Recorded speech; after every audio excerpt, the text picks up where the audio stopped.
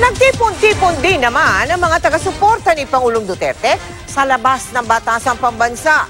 Nabigay pa nga sila ng mga pagkain at mga t-shirt. Nakatutok doon live si Oscar Oida. Oscar!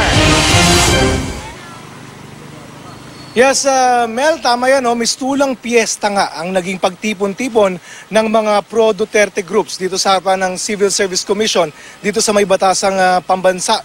Nagkaroon ng kantahan, meron pang sayawan at ang naging host pa ng kanilang programa, mga celebrities gaya nila Bayani Agbayani at DOT Yusek Cesar Montano. May namigay din ng pagkain, may mga t-shirt at maska rin ni Pangulong Rodrigo Duterte. Paglilinaw naman ng mga organizer, di raw galing sa gobyerno ang pondo, kundi mula sa bulsa ng mga naniniwala at sumusuporta sa Pangulo. Pero bahagyang naantala ang programa nang bumagsak ang LED wall sa may stage habang nagpa-perform ang isang grupo mula sa Mindanao.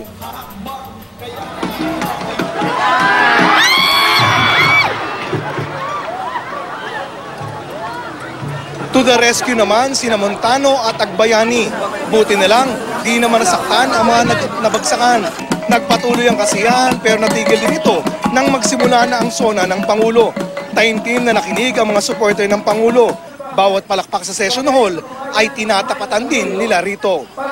Sa mga sandaling ito, Mel, ay wala na yung mga supporter ng Pangulo na kanina lamang ay naririto at nakikinig sa kanyang talumpati. May mangilan-ngilan na lamang na natitira dito sa may Speaker's Gate at umaasa na baka raw masilayan nila ang Pangulo. Mel? Maraming salamat sa iyo, Oscar Oida.